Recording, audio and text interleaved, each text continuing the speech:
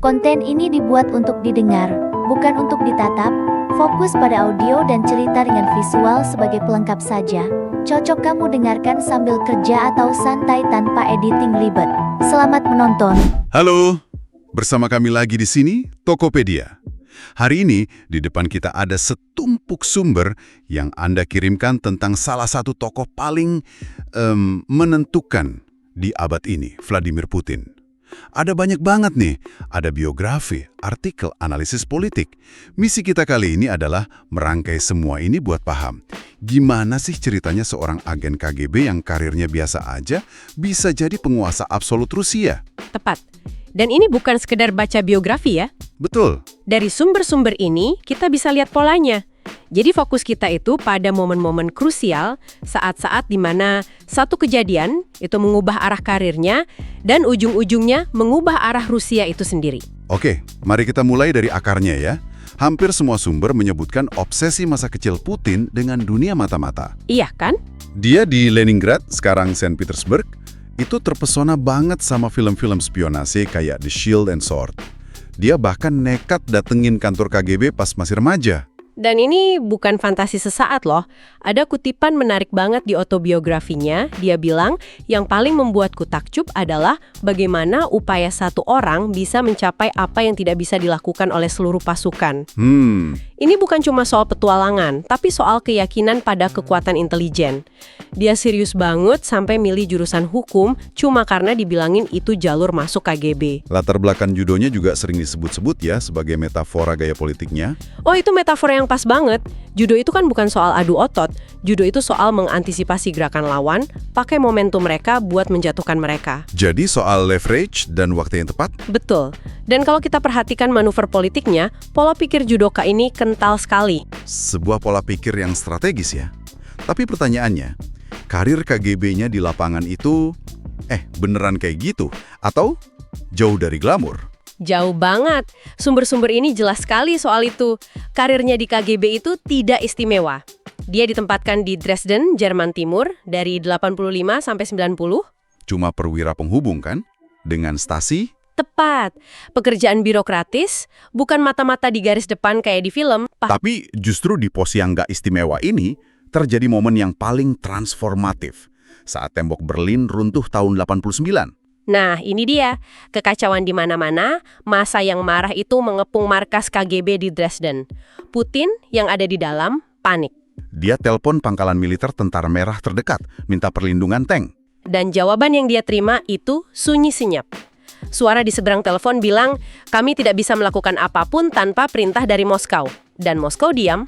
Wow! Bayangin rasanya, kamu perwira KGB, simbol kekuasaan, tapi saat kamu butuh, pusat kekuasaan itu lumpuh, hilang.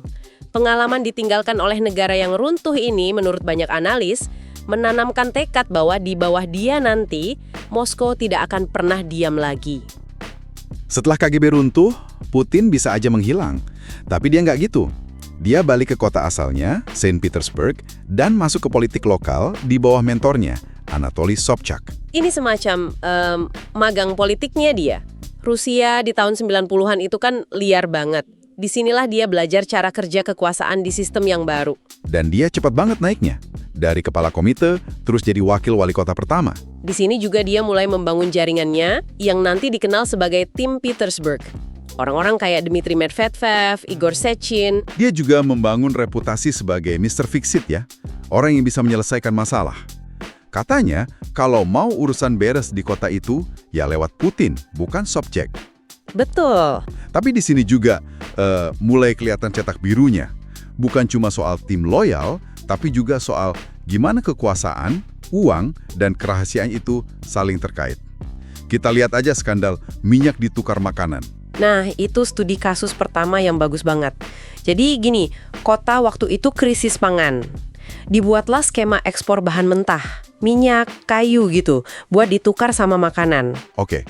Masalahnya, menurut investigasi, bahan mentah senilai lebih dari 100 juta dolar itu keluar, tapi makanannya nggak pernah nyampe. Uangnya lenyap. Dan respons Putin waktu dikonfrontasi? Pas diminta dokumen, dia nolak mentah-mentah. Alasannya, informasi ini adalah rahasia dagang. Dan investigasinya berhenti begitu saja. Betul. Nggak ada konsekuensi apa-apa, ini nunjukin pola awal. Dia bisa melewati badai politik, kontrol informasi yang ketat, dan yang paling penting, selalu ada perlindungan dari sekutu kuat di Moskow. Fondasinya diletakkan di sini. Kekalahan Sobchak di pemilu 96 bisa aja jadi akhir karirnya. Tapi ternyata, ini malah melontarkan dia ke panggung nasional. Dia pindah ke Moskow, dan di sini ceritanya gila banget sih kecepatannya. Coba kita urutkan ya. Oke, Tahun 96, dia mulai sebagai wakil kepala Departemen Properti Kepresidenan, 97, wakil kepala staf kepresidenan. Lalu 98, dia udah jadi direktur FSB. tunggu. Ini perlu kita jeda. Dalam waktu kurang dari 3 tahun, dia lompat dari birokrat menengah jadi kepala dinas keamanan paling kuat di Rusia. Cepat sekali. Ini menunjukkan betapa cepatnya dia membangun kepercayaan di elit Kremlin. Dan puncaknya, Agustus 99, Presiden Boris Yeltsin menunjuk dia jadi Perdana Menteri. Ini pilihan yang mengejutkan banyak orang waktu itu. Mengejutkan, tapi kalau kita lihat dari sudut pandang Yeltsin dan lingkar dalamnya yang disebut keluarga, ini logis banget. Maksudnya? Mereka panik. Yeltsin sebentar lagi lengser dan mereka takut dituntut karena korupsi besar-besaran di era 90-an. Mereka butuh penerus yang loyal, kuat, dan bisa jamin keamanan mereka. Dan Putin adalah pilihan yang sempurna. Tepat, si birokrat efisien yang pendiam, latar belakang KGB, sempurna. Popularitas Putin yang awalnya rendah langsung meroket kan? Setelah dia melancarkan Perdana Chechnya kedua dengan sangat keras. Betul, sikap tegasnya itu kontras banget sama Yeltsin yang dianggap lemah. Lalu, terjadilah momen sinematik itu 31 Desember 1999. Malam pergantian milenium. Yeltsin muncul di TV, mengumumkan pengunduran dirinya, dan menyerahkan kekuasaan ke Putin sebagai penjabat presiden. Beberapa jam kemudian, Salah satu dekret pertamanya, memberikan imunitas hukum seumur hidup buat Yeltsin dan keluarganya. Kesepakatan selesai, panggung sudah siap. Oke, jadi setelah menang gampang di pemilu Maret 2000, dia langsung tancap gas. Semua sumber pakai istilah yang sama, penciptaan vertikal kekuasaan. Betul, Ini pada dasarnya soal menarik kembali semua kendali ke Moskow, kan? tepat sekali. Ini proyek restorasi kekuasaan negara. Bisa kita pecah jadi 3 langkah besar. Pertama, menaklukkan daerah. Dia bagi 89 wilayah jadi 7 distrik federal raksasa. Dan dia taruh orang-orang kepercayaannya buat ngawasin gubernur. Langkah kedua, melumpuhkan oposisi. Ini yang paling kelihatan ya. Kayak stasiun TV, NTV diambil alih. Dan tentu saja para oligarki. Nah, itu. Mereka dikasih pilihan kan? Betul, tetap bisnis tapi jangan ikut campur politik. Atau hadapi konsekuensinya. Contoh paling terkenalnya ya Mikhail Khodorkovsky, orang terkaya di Rusia waktu itu. Pemilik Yukos. Dia secara terbuka nantang Putin, danai partai oposisi. Hasilnya, dia ditangkap, dipenjara 1 dekade, perusahaannya diambil alih negara. Pesannya jelas banget buat yang lain, jangan macam-macam. Lalu langkah ketiga yang mungkin paling fundamental. Menguasai aparat negara itu sendiri. Sistem peradilan pidana diubah jadi mesin predator. Polisi, jaksa pengadilan jadi alat buat menyingkirkan saingan. Jadi secara politik, cengkeramannya makin kuat.